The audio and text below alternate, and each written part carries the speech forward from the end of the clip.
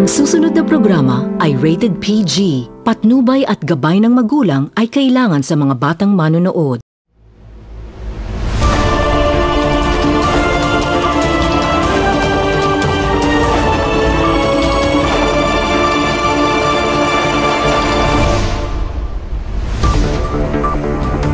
Oroqueta City, Misamis Occidental, maayong adlaw. Ilabi na katong padayon nga nagsunod ug naglantaw pinaagi sa Facebook page ug sa YouTube channel sa Oroqueta Community Channel. Ako si Joan sa Rigumpan Tasuda alang sa Community Update.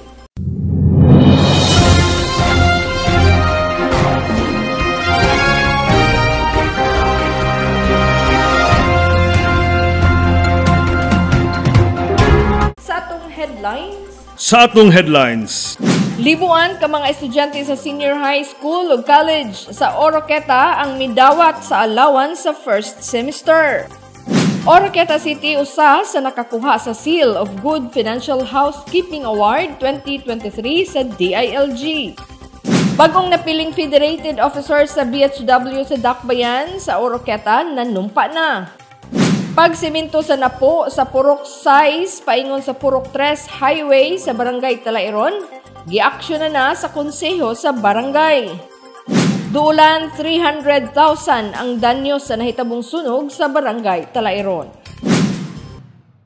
Ug karon sa tong detalye, libuan ka mga estudyante sa senior high school ug college students sa Oroqueta ang midawat sa allowance sa first semester. Aniya ang kumpletong detalye. Excited og malipayon ang 1,091 ka mga estudyante nga naghugop sa Misamis Occidental National High School Covered Court niadtong adlawng Lunes, Pebrero 5, 2024 sa may 1:30 sa hapon aron ilang makuha ang allowance sa first semester para sa tanang scholar sa local government unit sa Oroqueta City gikan sa senior high school ug sa college. Adunay 586 ka mga senior high school ug 505 ka mga college students nga taga Oroqueta City ang mapadayunon nga gisuportahan sa pangagamhanang lokal pinaagi sa scholarship program nga gisuportahan gikan pa sa Almonte Administration hangtod karon ubos sa administrasyon ni Oroqueta City Mayor Lemuel Merrick M. Acosta. Uban sa sangguniang panlungsod nga gipanguluhan ni Vice Mayor Aurora Virginia Almonte. Gikalipay kini sa mga estudyante, lakip na ang mga ginikanan tungod kay nakahatag kini og dakong tabang sa pagpaeskwela. Diin nakaalalay kini sa mga galastuhan.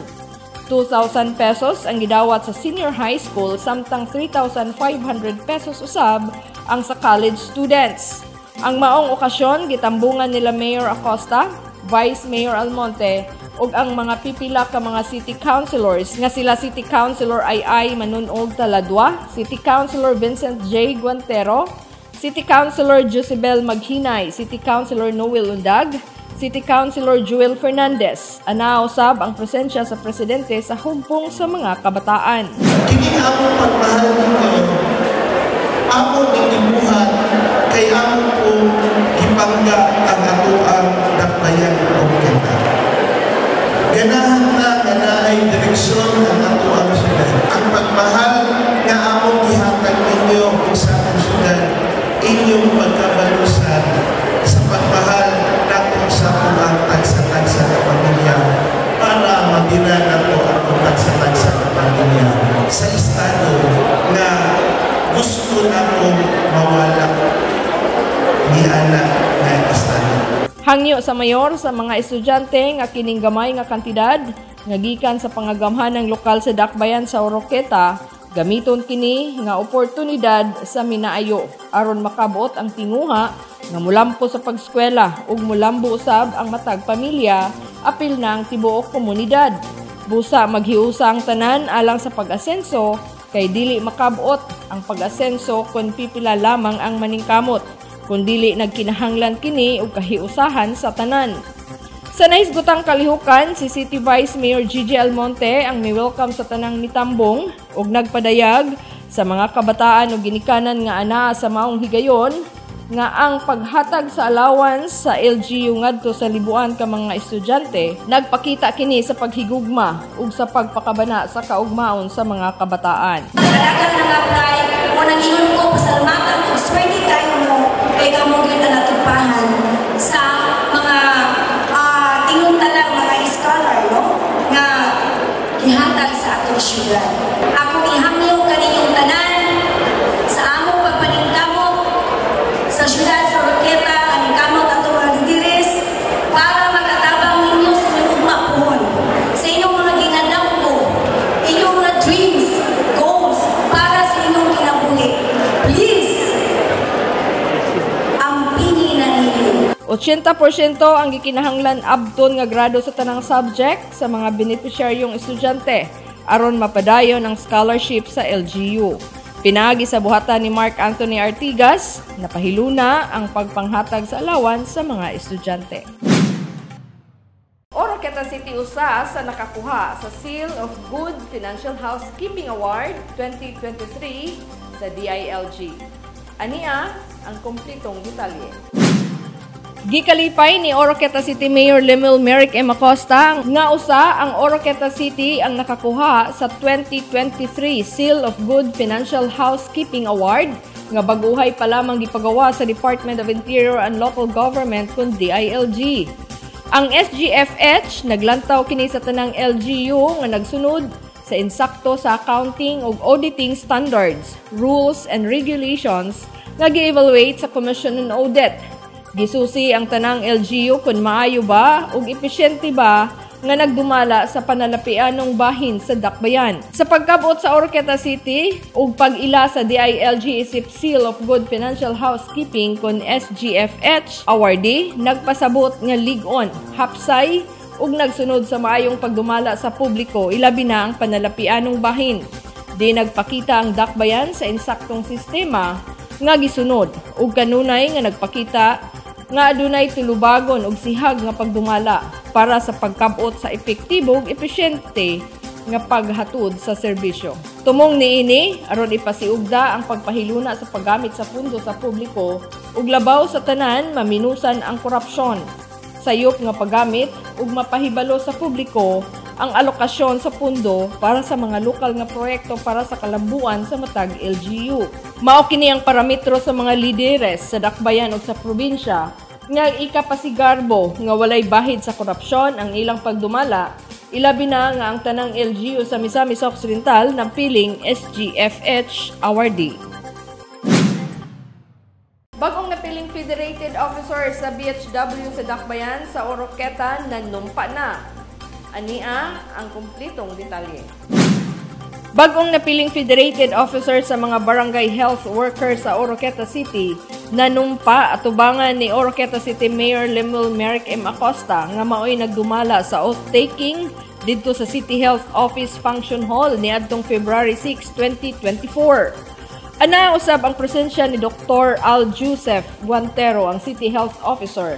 Matud pa niya nga dako kayo og papil ang mga BHW sa matag barangay sa pagpatuman sa mga programa alang sa pag-atiman sa maayong panglawas, sama sa paghatag sa maternal ug child health care, first aid, sa paghatag sa saktong impormasyon kalabot sa paglikay sa mga sakit, sama sa kampanya batok sa sakit nga dengue ug uban pa.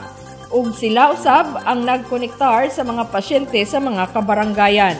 Samtang nagpasalamat usab si Mayor Acosta sa mga BHW nga sila ang nahimong frontliners ug kaabag sa LGU sa pagpaabot sa mga programa ug serbisyo sa mayong panglawas ngadto sa komunidad. Ang mga bagong Federated Officer naglangkob nila President LPM Montijo, Vice President Rowena Alison, Secretary Nelfa J. Panday, Treasurer Elisa S. Ganya, Auditor Divina E. Lapad, samtang ang mga Board of Directors sila Rosario L. Saludsod, Sencia Takas-Takas, Celia Lamparas, Julie Eleuterio, Chiril Calvo, Geneva Pulido, Marilyn Abdoa, Emma P. Maglasang, Sterlinda Baguhin ug si Tita Dagundon.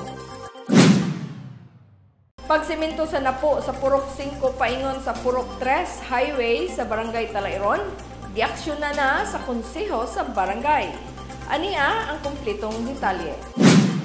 Miani og daghang pasalamat sa mga residente sa barangay Talairon, human nila nahibaluan nga giaksyon na sa konseho sa barangay nga gipanguluhan ni Barangay Kapitan Nila Madersi ang pagsiminto sa napo gikan sa Purok 6 hangtod kini sa Purok 3 Highway.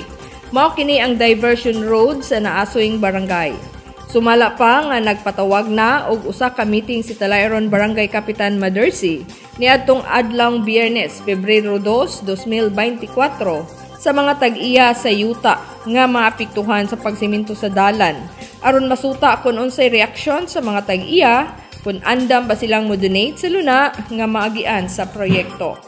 Dakong pasalamat ni Kapitan Madersi tungod kay walay misupak sa mga tag-iya sa luna ug andam nilang ihatag ang tipik sa ilang yuta agig pag-uyon sa maong proyekto.